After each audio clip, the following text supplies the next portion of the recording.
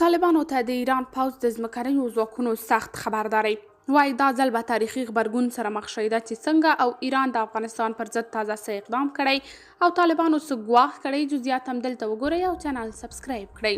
ایراني قومندانو وایي له افغانستان سره ګډې پولې تر بشپړ کنټرول لاندې دي. د ایراني پوځ د ځمکني پوځ مشر کیومرس حیدري چې تازه د افغانستان او ایران سرحدي سیمو څخه یې لیدنه کړې چې د افغانستان سره سرحدي سیمه زموږ تر واکمنۍ لاندې ده. هغه ویلي تر هر ځای چې مقابل هیواد له موږ سره ګډه پوله لري او نړیوالو قوانینو ته درناوی ولري، موږ به د متقابل احترام او ښه ګاونډیتوب وساتو.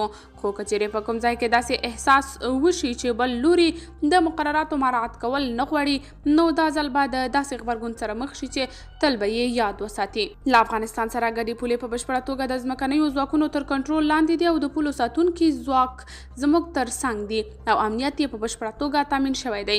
خو طالب سرچینې وایي چې نیمروز کې د دوی تازه دمې ځواکونه مشت شوي او د ایران هر ډول تیری ته به غاښ ماتونکی ځواب ورکړي. بلخوا ایران له سرحدي نښتې وروسته له افغانستان سره تجارتي لارې تړلې دي. د ایراني رسنیو د راپور له مخې ایران د نیمروز ولایت د کونګ ولسوالۍ په سرحدي سیمه کې له افغان طالب پولساتو سره د ایراني پولساتو له جګړې وروسته افغانستان ته سوداګري لارې بندي کړي دي. د ایران په سیستان او بلوچستان ولایت کې د لارو او ترانسپورت د ادارې رئیس ایوب کرد د شنبې په ورځ وویل د دوو هیوادونو ترمنځ د سوداګرۍ لارې به تر بلې خبرتیا پورې بندي وي.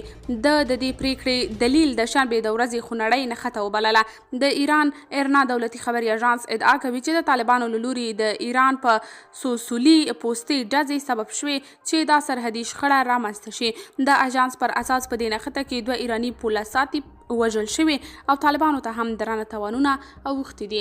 قدرمنو کتونکو، تاسې د دې موضوع په تړاو څه نظر لرئ؟ کمنټ کې شریک، ویډیو لایک او چینل هم در سره سبسکرایب کړئ.